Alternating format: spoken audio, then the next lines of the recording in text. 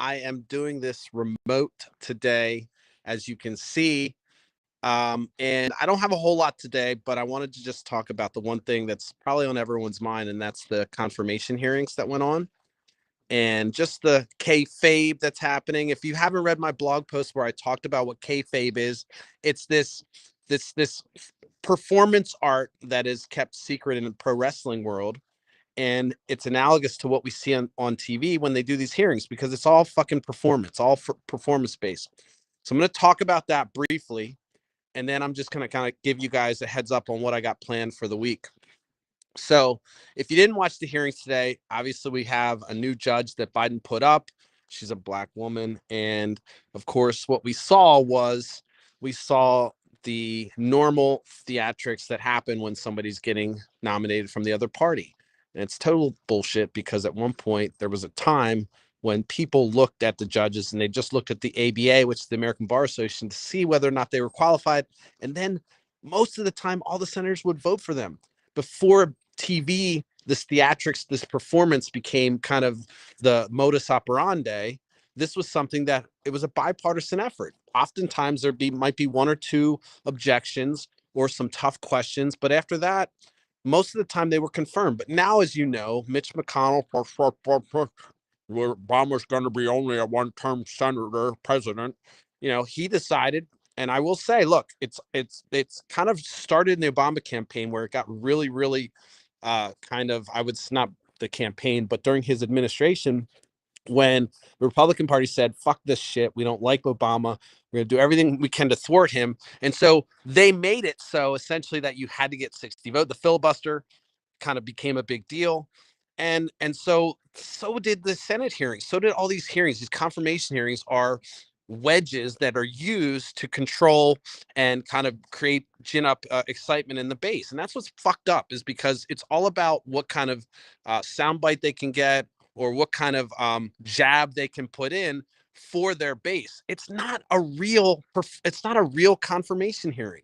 I mean, if you look at what happened today, Senator Graham, who is, the fucking craziest motherfucker in there, I think, because he is one of those folks that said, hey, Trump's crazy. And then he went and basically let Trump sit his balls on his chin.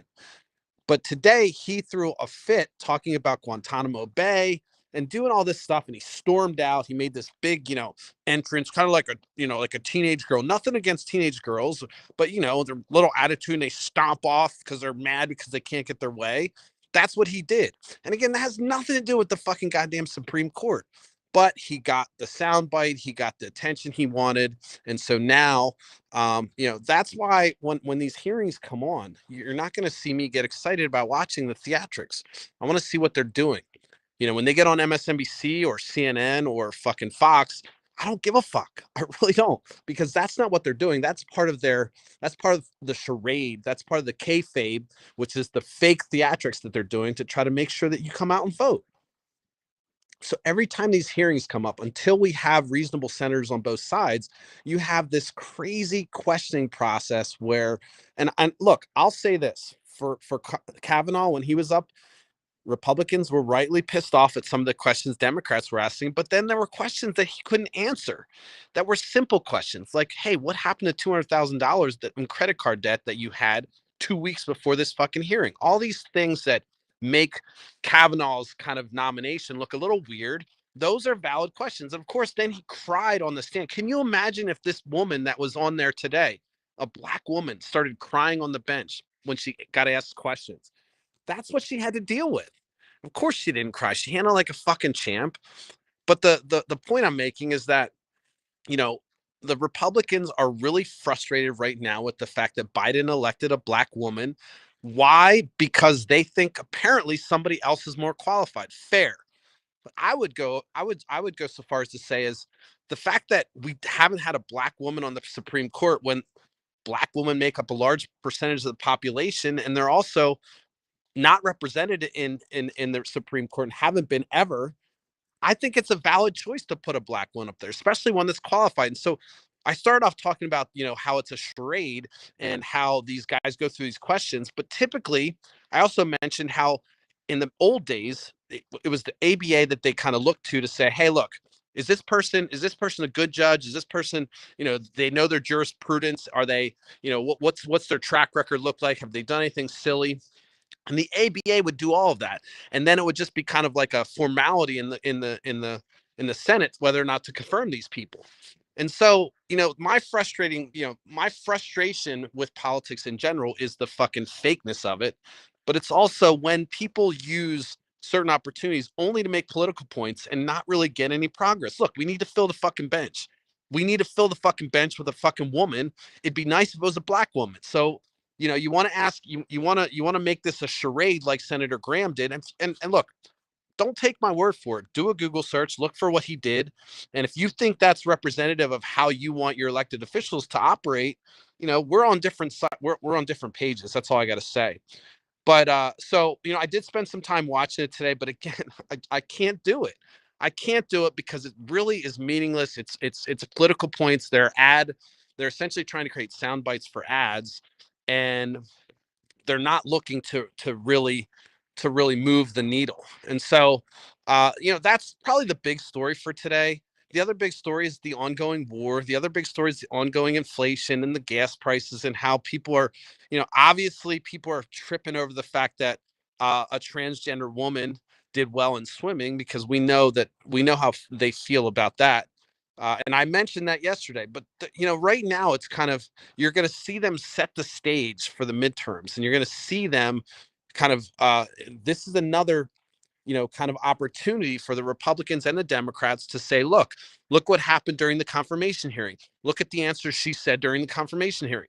And I'm going to tell you right now, you on Facebook, me on Facebook, most of us on Facebook have no idea what it takes to, we don't have the metrics to measure the qualifications of a fucking judge, but you'll have people kind of get on Facebook and become masters of the Constitution instantly without knowing a goddamn thing about even how the process works. I'm going to tell you how the process works right now. It works backwards. It used to be something that was vetted by the ABA, and then that was just a formality. And now our fucking elected officials have decided to make theatrics out of it. And so you're going to see all kinds of posts tomorrow about the things that were said at the confirmation hearing, both in the Republican side and the conservative bubbles and the Democratic bubbles. And you're going to see them using it for fodder to move the needle. And it's so pathetic. It's so fake. It's so faux fucking bullshit, kayfabe, all kinds of shit, that it drives me kind of away from those type of events. I also notoriously don't watch the State of the Union because, again, I want to see what the fuck happens. I understand it's important, and if you're a political aficionado and you're thinking I don't know what the fuck I'm talking about because I don't watch that shit, well, I will tell you, most of the people that are voters don't really get involved into politics as much as we'd like them to, and so I look at that as an opportunity for me to sync with my people. I'm just saying, like, I cannot do something that's completely useless or waste my time watching theatrics. And so, I just wanted to touch on that when I was with a friend of mine earlier, and he was asking me what I was going to talk about, and I just kind of went through the process of my frustration with the theatrics of the Supreme Court nomination. It just landed for me that that's what I need to mention. And since I'm not at my in my home office right now, I'm gonna keep it short today. But I will say I'll talk more about this tomorrow because I'm sure there'll be more talking points. The other thing that before I wrap, again, I know I'm doing a short show. I don't know how the sound is. Before I wrap, I want to say this too. The trans hate and the transphobia that's going on right now on Facebook and in general is disgusting. I've seen it from people that are claimed to be Democrats. And they say, here's where I draw the line. I saw a post today that said, I'm totally somebody who supports students and transgender athletes, but and sports, but I draw the line here. It's like, what the fuck are you drawing a line for? What do you mean a line? There are processes in place, believe it or not, that look at, and there are legislation that's passed in many of the states that will do hormonal checks and all kinds of things to validate whether or not a trans woman can actually be in women's sports. And so when you go and post that dumb shit, acting as if they just didn't, the guy just decided to wake up and said, I'm going to compete as a woman today, you're looking like a fucking idiot. It's more fucking charade. It's more bullshit. And this is the type of thing that our leaders love, because that'll get you to vote for things, basically vote against your self-interest. The whole point of Smashing the Party is to educate, to reach out, to change the world, to have all this good vibe. But I can't do it if you're continually doing the same patterns, if you're continually falling for the same tricks. And so keep your eye out for the tricks. Watch the sound bites that come out from the fucking hearing today, and you're going to see them. You're going to see them use that as fodder to get everybody riled up. So, look, I don't have. I want to see what time my how am I with time. I said I wouldn't go long, but I lie all the time. I always lie. But since I'm not at home, I kind of feel awkward just standing here. I'm actually standing here in the middle of the street. But it's something that, if we're going to move forward and we're actually going to get things done, and we're going to talk about real issues, and I say that every time, I haven't gotten to dive into the healthcare issues that I want to, because there's always some bullshit political meta layer that they're using to try to steer us away from that. And so I'm falling for it too, you could say. But I will say, like, when you watch this hearing and you get all riled up about your side or their side, just understand it's all theatrics. It's all bullshit. It's something that means nothing and has nothing to do with anything, because of the fact that we know this is theatrics. It's full of theatrics. Essentially, when they every single year when they throw these hearings, it's about how they can get the sound bites so they can roll out their commercials and roll out their candidacy, as opposed to actually looking at the qualification for this person. The ABA already fucking said they're good.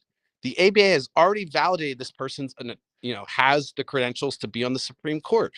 But then you're going to have these senators who have no legal experience asking questions. Of course, Senator Graham he was a JAG. He was an attorney in the Air Force, I believe. So he has the qualifications. But you know what he asked? He asked about her religion. He asked about how deeply, whether or not she believes that whether she would prosecute Catholics. And it was all this crazy bullshit, kind of surface level stuff that has nothing to do with jurisprudence. So anyway, look, I don't have much to say. People are kind of looking at me funny because I'm out in the middle of nowhere and I don't give a shit, other than I don't want them to see my style. But so quick update. So first of all, I've got this is week 2. We have 2 more weeks of this, and then we're going to take a week off. And I'm excited about what's going to come in the next series, because we have a lot of new stuff. We have some funding coming in. Things are good. I know I'm a little bit behind on the blog post. I'm not going to apologize, but I want to write content that makes sense. If you haven't read my kayfabe blog post, check it out. I think it's one of my better ones. And I'm trying to reinvent myself as a content creator, writer slash pundit. And so it's important that you check that stuff out, because I kind of bounce back and forth between those two things. So anyway, listen, I'm gonna wrap. Today was short and sweet. If you're expecting a long diatribe, I'm sorry. Oh, last thing. So I did that podcast on over the weekend with called Breaking Walls Only. And he said he was going to release it next week. He's actually going to release it tomorrow. He said it was really good. So I will provide a link for that. Again, it's the first time where I'm on a podcast where I'm getting interviewed and I'm talking with somebody. It was kind of interesting. It was pretty cool. I want to do more of it. I told Joe that I would do it again. Dude's awesome. He's a hustler. And, it's just a nice way to get some exposure. He doesn't have a huge following, but he's building his shit just like I am. So we're doing the grind. We both talked about that. But I'd love for you to give him a follow, or once I post that link, check out the podcast, because it says a lot for me to have me on, and then to have a lot of views. That would be nice for him. So if you're watching this and you give a shit about what I'm doing, when I send this link out, give it a listen. It's a little bit long. It might be probably about an hour and 40 minutes, but we just riff, and it's 2 guys just riffing. There's no plan. He has no filter. I have no filter. We both come from different political sides. He goes deep into the conspiracy shit, QAnon stuff. He knows all that shit. That's what he follows. So we're 2 different peas in 2 different fucking pods, but I think it vibed well. And I'd really love if you guys kind of gave him some love, even if he doesn't agree with your politics. And you'll notice that there's some things were said on there that I might not agree with, but again, it was his show, and I think it was just nice to have kind of somebody to help him, and then him also help me by having that conversation. So look, I'll be back tomorrow at 10:30 And then we have another show on Thursday. If you don't know, After Hours is coming, Morning Shots coming, two other segments that I'm going to be doing that are going to be, After Hours is going to be much more collaborative and have other people on it. Morning Shots just going to be me injecting you with some Nate cocaine in the morning to get you started. That's all I got today, folks. Sorry that I'm mobile. It's not that pretty camera that I got with all that nice bokeh, but it is still my mug, and I'm using the lights of the streets to film it. So, hey, that's pretty cool. All right, listen, that's all I got. I'll see you guys tomorrow at 10:30 p.m. Check out Breaking the Wall. Breaking Walls Only is the name of the podcast.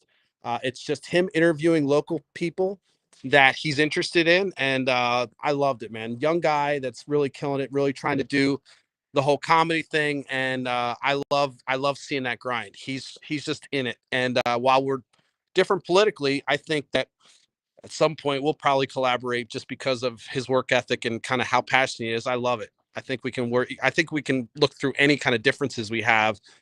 That's my hope, at least. So he actually threw me an invite that he'd like to have me on again, and so I said, dude, anytime you want. Anyway, listen, thanks for the support. You guys are still giving me love. Do not fret. I promise you, there is nothing that's going to change. You're still going to see me doing this content when I start working. The whole point of working and the way I set up my life is to make sure that this is the priority. Now, if you're my employer, trust me, that doesn't mean you're getting second fiddle. It just means that this is something I want to continue. It's a hobby, it's a passion, it's a movement that I want to get going. And my employer doesn't seem dissuaded at all about my efforts in this. In fact, they're fans. So I will let you go as that helicopter goes over me. Was that the ghetto bird? But I will say this. Thank you for following. Thanks for your support. Stay in there. Make sure you like, share, like it, comment, leave a comment. Um, tell your mom, tell your dad, tell anybody. One thing I will say about this podcast I was on is pretty cool is he said he has a 93-year-old grandma that listens to him every day and she just gets fired up when he says fuck. But everything else is cool. I mean, this guy talks about drugs, talks about all kinds of stuff. And so I just thought that was interesting that he's kind of dealing with that same, kind of sphere of people that are watching. You're like, I'm cringing because my mom might be on tonight. But I've already gone past the cringe factor. If my mom's on, hi mom. But it's just kind of interesting talking to other content creators. They're going through the same psychological issues. And by the way, he said he never listens to his own podcast. He can't do it. And so when I was telling you guys how I was struggling with watching my own videos, I mean, I powered through it, but Jesus Christ, it's so fucking hard to look at yourself and see your mannerisms. And we hear our voice differently than what it comes out. And so it was just nice to hear. It's nice to collaborate and hear that a fellow creator is going through the same kind of mental struggles, even though we're doing two different things. And he's kind of chasing the comedy path, and I'm kind of chasing the pundit path. But anyway, look, I'm gonna cut because I could ramble. I could ramble on, and I don't like to ramble when I'm kind of not in my space. So I'll check you guys out tomorrow at 10:30. Again, thank you for the love. I will see you tomorrow.